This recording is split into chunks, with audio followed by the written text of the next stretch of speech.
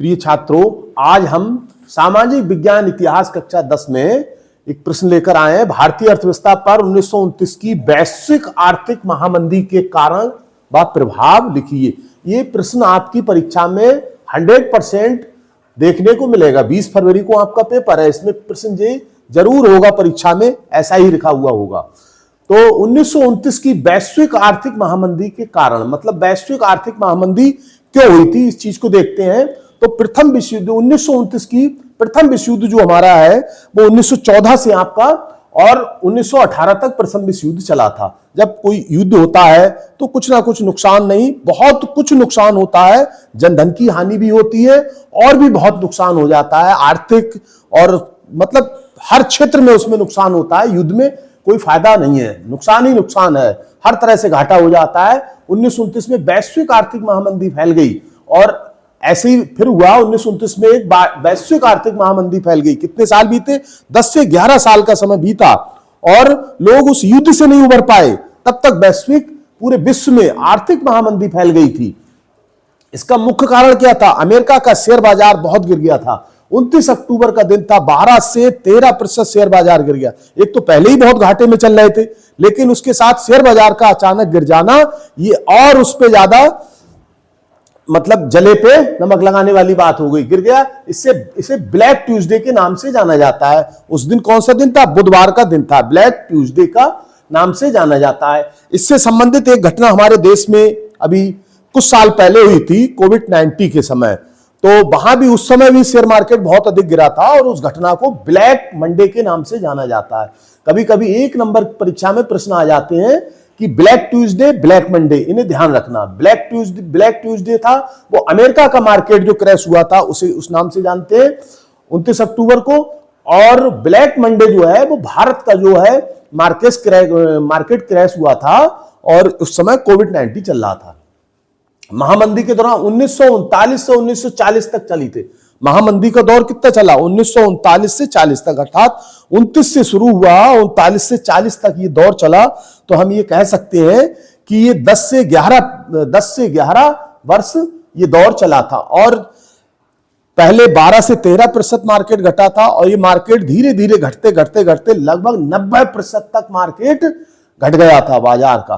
तो 90% जब घाटा हो जाए तो इसकी भरपाई करना बहुत मुश्किल हो जाता है। तो इसके क्या हुआ? वैश्विक आर्थिक महामंदी का कोई एक कारण नहीं था कि मार्केट घटना ही, इसके बहुत से कारण थे। उनमें से कुछ कारण इस प्रकार है, जैसे अधिक उत्पादन और कम उपभोग। तो वस्तुओं का जो है उत्पादन बहुत अधिक किया गया था उस समय। तो अधिक उत्पादन के कारण जो है बेरोजगारी बढ़ गई। हाँ, उत्पादन के कारण वस्तुओं, किसानों ने ऐसा सोचा कि हम ऐसे उत्पादन बढ़ाएंगे तो हमारी आमदनी और अधिक बढ़ जाएगी। तो इसके लिए क्या हुआ था, उन्होंने अपना उत्पादन फसलों का बढ़ाया, लेकिन उसका उपभोग तो हुआ ही नहीं, उपभोग और घट गया था वैश्विक महामंदी के कारण। तो लोग वस्तुएं नहीं खरीद पा रहे थे, इसलिए किसानों को बहुत अधिक घाटा हुआ था। अगला था बेरोजगारी। जब वैश्विक आर्थिक महामंदी हुई, अनेक फैक्ट्रियां, औद्योगिक क्षेत्र के उत्पादन, बहुत सी चीजें बंद होती चली गई। तो लोग क्या हुए, जो जहां काम कर रहे थे वो बेरोजगार हो गए, उनके पास अपना कोई रोजगार नहीं रहा था। और बहुत बड़ी एक समस्या उनके आगे जीविकोपार्जन की आ गई थी। कैसे अपना परिवार चलाया जाए, कैसे अपना जीवन पाला जाए, घर परिवार वगैरह, ये सारी व्यवस्थाएं, उनकी अर्थव्यवस्था चौपट होने से सब कुछ चौपट हो गई थी। फिर इसके बाद क्या हुआ? अमेरिका का शेयर बाजार क्रैश हो गया। ये सबसे मेन पॉइंट है इसका। 1929 की आर्थिक महामंदी का मेन पॉइंट है और ये इसके सहायक पॉइंट है। एक और था बैंकों का बंद होना। ये भी इसका बहुत खतरनाक कारण रहा था। बैंकें धीरे धीरे बंद होने लगी थी। बैंकें क्यों बंद हो रही थी? लोगों ने कहा शेयर बाजार बहुत तेजी के साथ गिरा है तो हम अपना पैसा इससे निकाल लें, कि ऐसा ना हो हमारा पैसा डूब जाए। तो ये भी बहुत बड़ी एक समस्या थी। लोगों ने अपना बैंकों से पैसा निकाल लिया तो बैंकें क्या हुआ? बैंकें बंद होने लगी। लगभग 5000 बैंकें बंद हो गई। बैंकें जब बंद हुई तो वहां के कर्मचारी हैं और जो व्यवस्था बैंकों से जुड़ी हुई है वो सब लोग बेरोजगार हो गए थे। ये भी बहुत बड़ा प्रभाव आर्थिक महामंदी पर पड़ा। अगला था कर्ज का बोझ। कर्ज, एक तो देश पहले से ही कर्ज में डूबे हुए थे, क्योंकि जब विश्व युद्ध हुआ था तो बहुत से देशों ने कर्ज ले लिया था। क्यों? उस युद्ध के समय उन्हें बहुत अधिक जनधन की हानि हुई और देश जो है बिल्कुल कंगाल की दशा में आ गया था। तो ऐसी स्थिति में कर्ज लिए गए और कर्ज का बोझ पहले से ही था और वैश्विक आर्थिक महामंदी के कारण कर्ज बढ़ गया, तो उनकी आमदनी लगातार और घट गई थी। बहुत जीविकोपार्जन बड़ा मुश्किल से चलता था। तो इसमें ये तो थे वैश्विक आर्थिक महामंदी के कारण 1929 की। इसमें कोई भी समस्या मेरी समझ से नहीं आएगी। कुछ मोटा मोटा ध्यान रखेंगे कि वैश्विक महामंदी का मुख्य कारण तो अमेरिका था और अमेरिका से वैश्विक महामंदी स्टार्ट होती है शेयर मार्केट के क्रैश होने से। पहले दिन शेयर मार्केट 29 अक्टूबर को 12 से 13% तक शेयर बाजार गिरा था और उसे जो जाना जाता था ब्लैक ट्यूसडे के नाम से जाना जाता है। तो फिर ये 10 से 11 साल ये घटना चलती रही, तो लगातार मार्केट गिरते ये लगभग 90% तक गिरावट हो गई थी। तो इसे जो है, और इसी समय अभी बीच में एक कोविड की घटना आई, वो भी इससे मिलती जुलती थी, कोविड-19 की। इसे ब्लैक मंडे के नाम से जाना गया था। तो इस चीज को आप समझ लेंगे। और इसमें वैश्विक महामंदी के कारण कोई अमेरिका का एक कारण निश्चित नहीं था, इसमें अनेक कारण थे। वो मैंने आपको सारे कारण धीरे एक एक करके समझा दिए थे। इसमें कोई समस्या नहीं होगी। प्रश्न बहुत आसान है, 6 नंबर का जरूर अनिवार्य रूप से प्रश्न आएगा, ये समझ लें, इसलिए इसे तैयार करें। और फिर इसका भारत पे क्या प्रभाव पड़ा, तो भारत पे भी इसका बहुत बड़ा प्रभाव पड़ा था। भारत पे यह प्रभाव पड़ा था कि भारतीय अर्थव्यवस्था पर महामंदी का प्रभाव, उस समय हमारे देश की 1929 में हमारे देश की जनसंख्या 25-26 करोड़ रही होगी। 25-26, हाँ ऐसी रही होगी, 25-26 करोड़। उस समय 1,30,00,000 लोग बेरोजगार हो गए थे देश में। इतने ज्यादा संख्या में लोग बेरोजगार हो गए थे। और इसका एक पॉइंट ये था, यह है 1929 से 1932 तक, 29 से 32 यानी 3 वर्ष तक औद्योगिक उत्पादन घटकर कितना रह गया था, औद्योगिक उत्पादन बहुत घट गया था, जो घटकर जो है 45% तक घट गया था। मतलब मोटा मोटा हम कह सकते हैं कि औद्योगिक उत्पादन आधा हो गया था। अगला आता है, लगभग 5,000 बैंकें बंद हो गई थी। लोगों ने डर से बैंकों से पैसा निकाल लिया और बैंकें बंद हो गई, कर्मचारी भी वहां के बेरोजगार हो गए थे। अगला था, कृषि उत्पादों की कीमत बहुत घट गई, इससे किसान अधिक प्रभावित हुए जबकि शहरी क्षेत्र के लोग कम प्रभावित हुए। तो कृषि उत्पादों